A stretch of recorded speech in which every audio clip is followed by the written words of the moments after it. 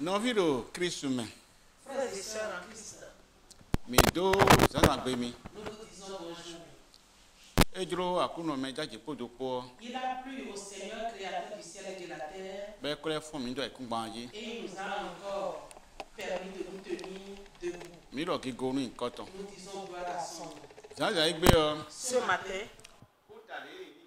on a conduit comme un grille pont. le thème qu'il a voulu que nous détaillions entre nous ensemble ce matin, Et on a tout goûté, une côté de. c'est le peuple sur qui est invoqué mon nom. Tout goûté, une côté de. Le peuple sur qui est mon nom. Bon, mais là, on voit ma deuxième chronique qui tombe. Nous lirons cela dans le deuxième livre des Chroniques, Chapitre 7. chapitre 7. Bon, on a verset 14 et 15.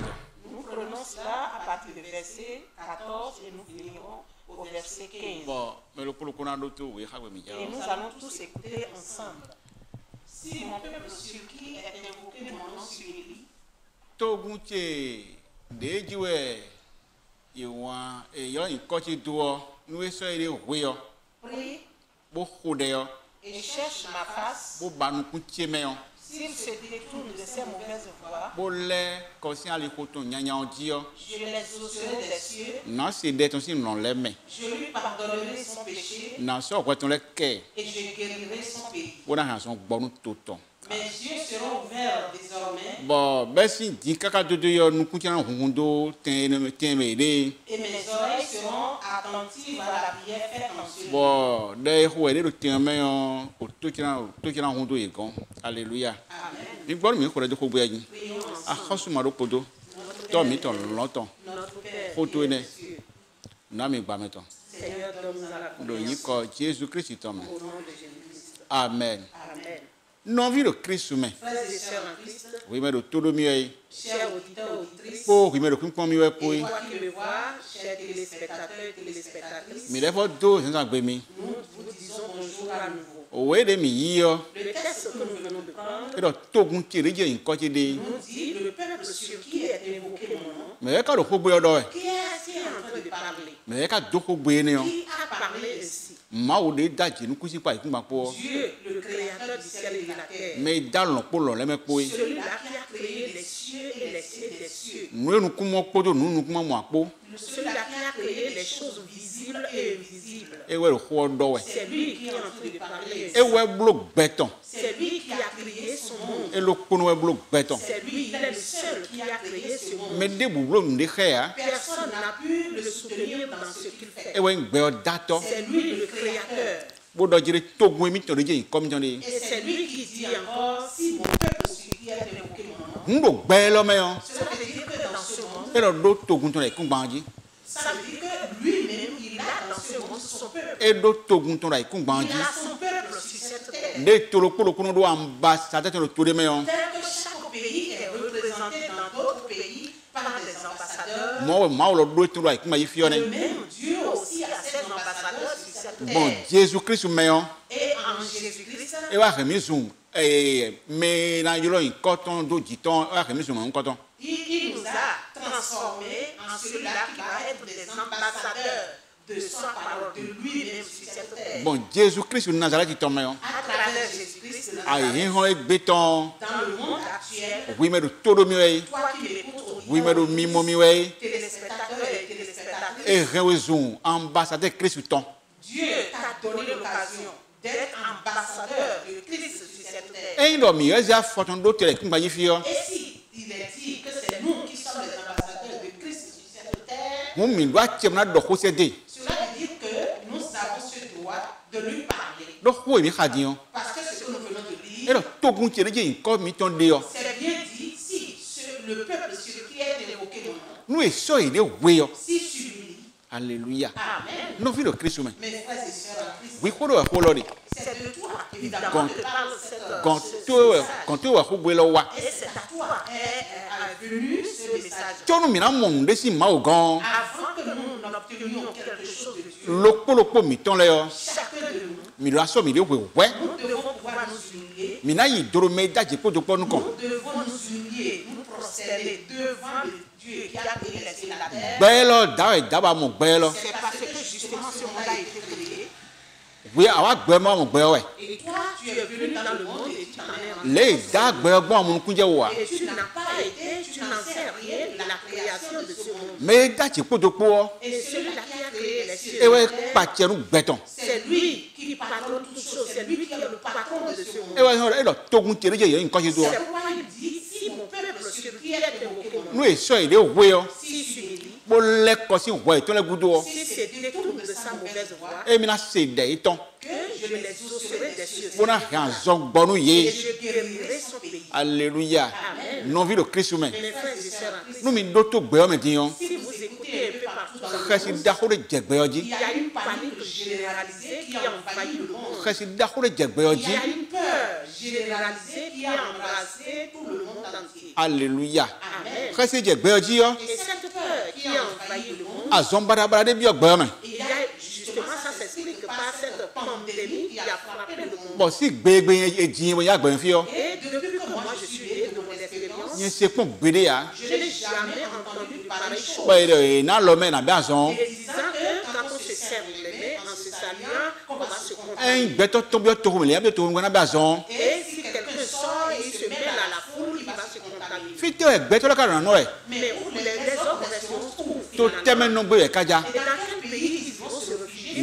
Noe lo kur pacha mi Et we. ça, je continue de pouvoir examiner cela. Eyin do ve lo. Et si cette difficulté dans laquelle nous nous Ntun alo. je n'en sais rien. E to gbeto le be ne nyo to me ntun wa. Je ne sais pas si c'est venu des hommes eux-mêmes, E gbeto le be ne nyo to me o. si c'était du fait des hommes, Mo kunje o ganji ya. je n'en comprends pas grand Amo e kai lo ma o go e gosi yo. Mais si c'est de Dieu que cela vient, Ma o do khore do. cela veut dire que Dieu est en train de parler. E do ma o go o ve lo gosi wo bi o gbe me o. Si c'est Dieu lui-même qui a voulu que nous soyons frappés par une telle pandémie, Ma o do khore do we. cela veut dire qu'il y a un message divin qui est caché derrière cette Lo pandémie. le da gbeto gbon ri gbe o de wa. La façon dont il a créé son monde, ce n'est pas de cette façon qu'il est actuellement. Nu kon kon jina bi o ma o vile yo. Et la première des choses que je vais demander aux enfants de Dieu, Mi me ji yin ko ma o ton de le. vous qui portez le nom de Dieu suprême, Mi me akuno vo ji le. vous qui avez été renés en Dieu, Mi me de ma o do tun le. vous qui avez été scellés par Dieu, Na don mi jele bo do. je vais vous dire à vous Ayi Hamilton ma gbado. que votre cœur ne soit point troublé, Ayi Hamilton ma gbado. que votre cœur ne soit point troublé. O ve lo de wa diyan. Et cette difficulté qui nous frappe, E na na ni pon melokolopo. ça devrait donner à chacun une réflexion. Bo melokolopo na kono nyirando de te ka lo emi ton. Et chacun doit pouvoir réfléchir, s'examiner pour voir d'où est-ce que je suis tombé, où Fite est-ce que j'ai chuté, fite we mi kaze ma o mi ton do. où est-ce que j'ai mis mon Dieu par hasard, Fite we mi kade nu ma o mi ton. où est-ce que je suis, à quelle position je suis par rapport à mon Dieu. No melokolopo pon lo tonu. Et si chacun s'examine un peu, Bo pon yi ton. chacun s'examine, Bon. regarde un peu dans son aller Bo pon lin ton. et ses pensées, Bo pon nu de no wa le yo. et regarde un peu les choses qu'il entreprend. Be mo de ku so be ka dro ma o ton wo. Et il voyait que ça ne concorde pas avec la volonté de Dieu. Melokolopo ni levo jo. Chacun doit pouvoir se repentir maintenant. Melokolopo ni levo jo. Chacun doit pouvoir se repentir après ça. Do we ne Israel vile yo. Parce que, souvenez-vous, au moment où les enfants d'Israël, Ma o de se kuma Egypt ton ji yo. Dieu les avait sortis de la terre de l'Égypte Bo kla bi o sun gbo me yo. et il les a amenés vers le désert. Yo a jenu hun do to Moise hu ji. À un moment donné, ils ont commencé par murmurer contre Moïse. Bo we ni nu o. Et en ce moment, Nyirando eton. leurs péchés, leurs O iniquités, dan de wa tito je ilu ji. rapidement, parce qu'ils ont péché, un serpent est survenu et est en train de les mordre. Bo nyirando no don ko me gble ma o ton wa. Cela veut dire que le péché, en fait, attise la colère de Dieu. Ko me gble no don nyirando don ko me gble ma o ton La wa. colère de Dieu suscite le péché suscite la colère de Dieu. Eyin do azon lo de wa o. Et si ce travail qu'il a fait, Eyin do azon lo de wa o. si cette maladie qui est en train de frapper, cette pandémie qui est en train de frapper le monde, Eyin do ma o gon we gosi yo. si c'est effectivement cela venait de Dieu, Na don fi ma o ton do. je dois vous dire, vous, chers frères et sœurs en Christ, Mais enfants le de Dieu, polo kosi nukun yaga. que chacun de nous doit pouvoir élever les yeux vers Et le les ciel. de nukusi en zon. Nous devons enlever nos regards de cette pandémie. En zon ma bayi ha domaine de buo.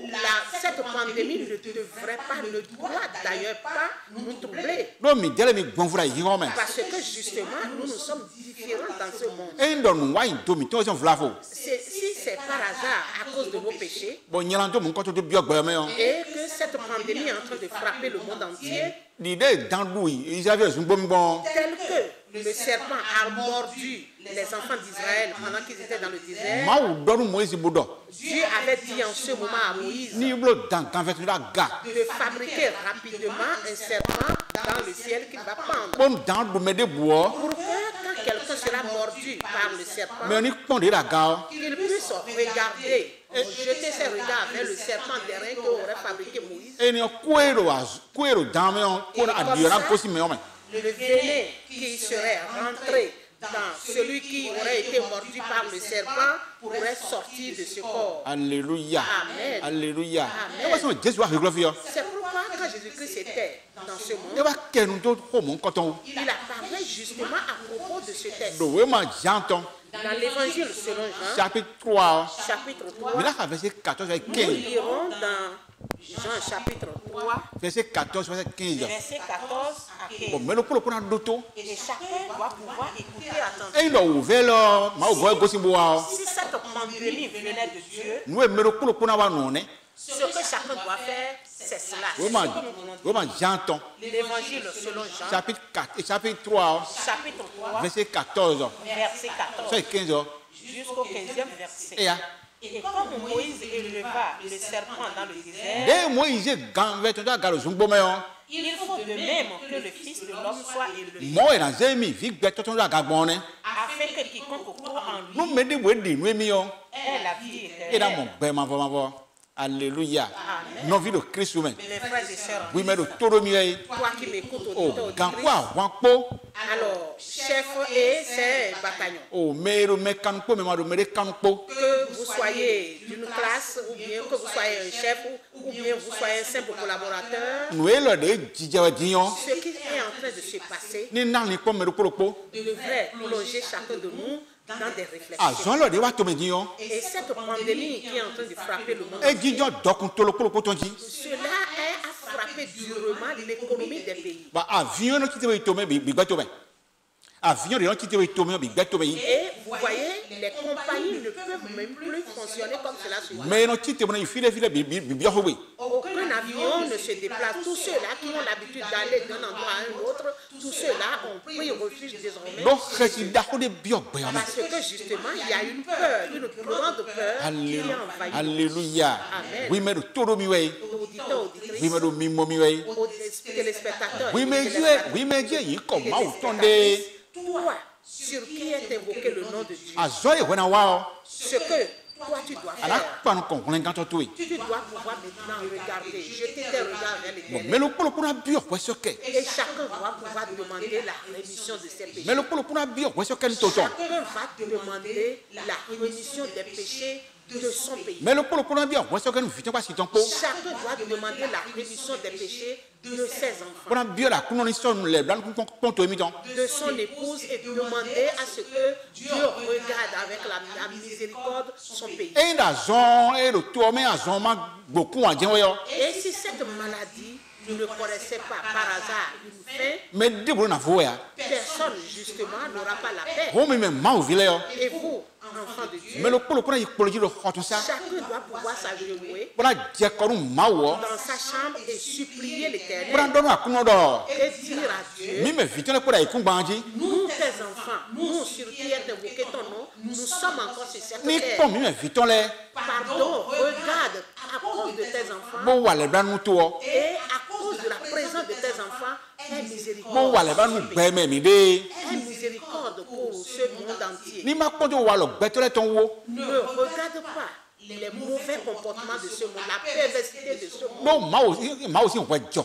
Parce Parce que Dieu, en réalité, a raison. Et là, Jean-Lo Mao Gwen Gossion. Alors, si cela venait de Dieu, Mao aussi on voit Dieu. Dieu a raison entièrement. Mao aussi on voit Dieu. Dieu a entièrement raison. Les dagues ton bon dire. Parce que, justement, ce n'est pas de cette façon qu'il a créé son monde. Mao dagues ton. Dieu a créé son Bo monde. dasun po nyonu po. Et il a créé un homme et une femme. Bo sunna da nyonu. Et l'homme doit épouser une femme. Alléluia. Amen. Nous mo mi de gbe yo. Et ce que nous voyons aujourd'hui, E he na en me gble Mao. cela pouvait susciter la colère de Dieu. O gbe to lo ti lo je chukure asu mi ton. L'homme a décidé maintenant de prendre un animal, un chien par exemple, comme son compagnon. Ba ino ikpla chukure wule alo ha. Et il prend le chien et il va se marier avec lui. Mao do gbe to gbomo ame. Alors que Dieu n'a pas créé son monde de cette Ani façon. jelewe mi kadine. Alors que faites-vous ainsi? E te dosi mi kadine. Quelle abomination vous commettez? Tito e Mao bro do gbe ton ji yo. Alors est-ce que c'est le projet de Dieu que Dieu ne peut pas faire sur son monde? Tito ne ame. Ce n'est pas cela justement. E wa ndo sunna da sunu ame. Dieu n'a jamais dit que l'homme doit se marier à un homme. E wa nyona da nyonu ame. Ce n'est pas que la femme va se marier à un homme. E ndo mo blogo mi de hu. Alors si c'est comme ça, vos pratiques, Mi ya o le kosi me bleun. répondez-vous de cette E mi ma le kosi me ya. si vous ne vous répondez O ve jawe le wo si wule.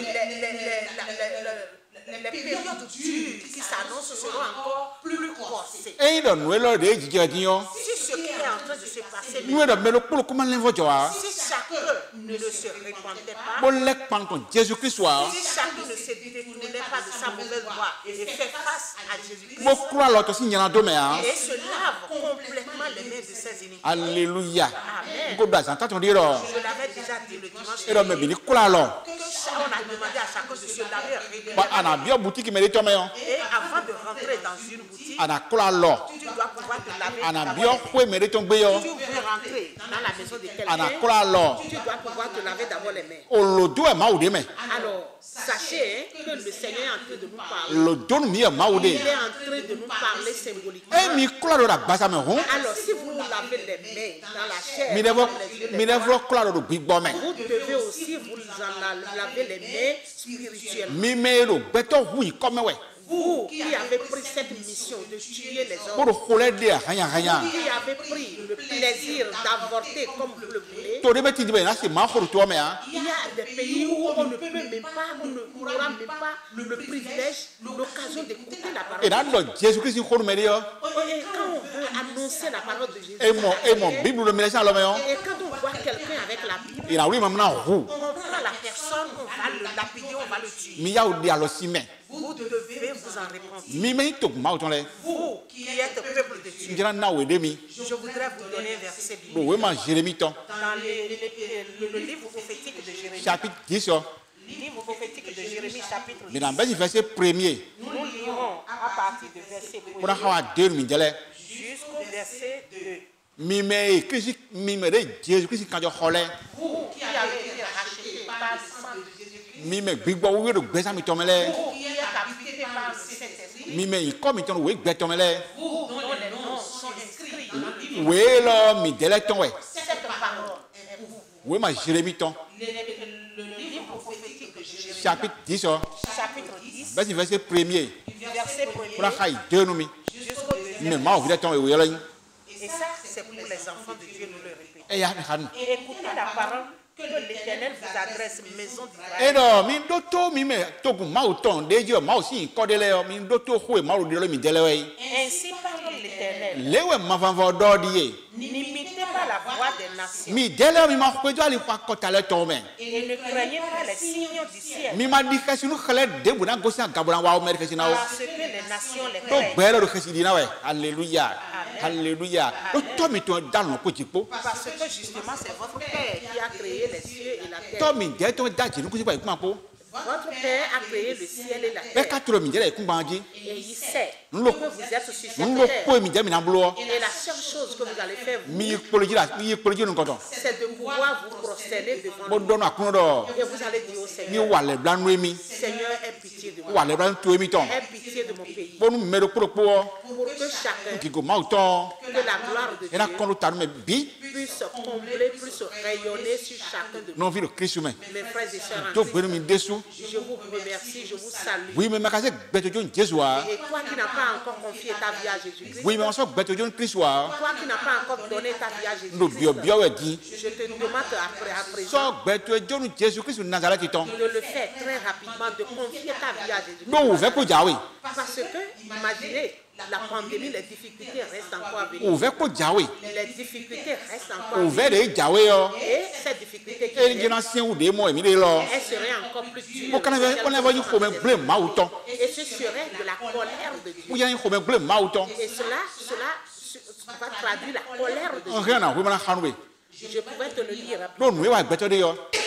Parce que ce que Dieu, l'homme fait, Nous, on va bête de yo. tout ce que les hommes font, Nous, on va bête de yo. les iniquités que l'homme commet, Et donc, on va un bleu maué. cela suscite la colère de Dieu. Et donc, on va un bleu maué. Cela suscite la colère de Nous, Dieu. nous, bien, bien. Et donc nous demandons Donc, mais le propos, que chacun ils sont baisantons. puisse donner sa Ils vie sont de Jésus Christ, Nazareth. à Jésus-Christ de Nazareth. Mais non, on a mes gants. Celui-là qui sauve, Mais non, on a bémé. celui-là qui donne la Mais vie, si la tchédé, celui-là qui a tout pouvoir. moi, moi, Sinon, vous faites d'accord, Yahweh, disons.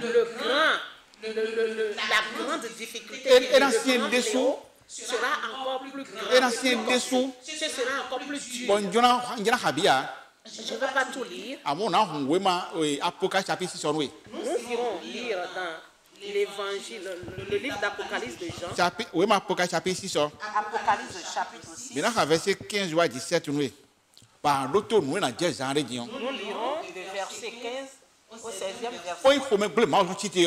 Et tu verras ce qui va se Pour passer nous, bientôt. bêtons les mados, mao, bêtons les mados, tout ici, mao, ya. Quand la colère de Dieu sera à son compte parce que les hommes n'auraient pas obéi à Dieu. Nous, faut même bleu, mao, tout le petit, ouais. Et quand la colère de Dieu va commencer par se Pour nous, manifester bêtons les mains, les copions, les votes, mais, hein. et que les hommes, tenant compte de cela, ne se repentaient pas Pour nous, continuer, il y en a et continuent toujours dans leur péché, dans leur mauvaise voie, ouvert, Yahweh, dans l'ancien dessous. la colère à venir, le fléau à venir serait encore plus Eh ouais, dur. il y a un moment, Apocalypse chapitre C'est pour ça que nous lirons dans le livre de l'Apocalypse de chapitre Jean, 6, chapitre 6, verset 15 à 17.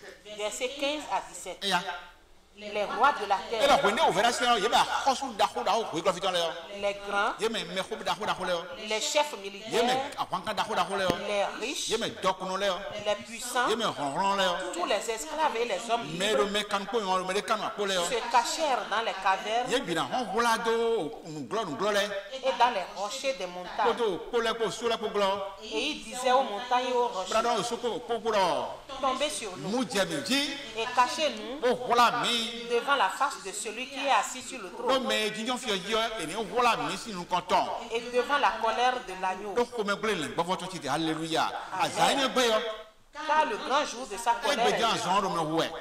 Aujourd'hui, la pandémie est en train de frapper, de tuer Ah, les bon, hommes. when malakona didion, ouais, didasa, c'est pour dire. Mais au moment où le grand, le suprême va s'asseoir sur son trône, Mais dis, vous savez quoi? personne ne mourra. À moi, vous verrez, c'est dessous. Mais les difficultés connaîtront leur comble. Bon, il y a Bakou, Et c'est là, les gens chercheront même à mourir. il y a Bakou. Ils chercheront la mort, mais ils ne la trouveront Kabalo, pas. oui, non, mené les mains. Mais toi, je ne voudrais pas que cela se passe sur Balo, toi. oui, non, mené les Je ne mains. voudrais pas que cela soit ainsi pour Et toi. voilà, on sort, Jésus-Christ, vous n'avez pas dit.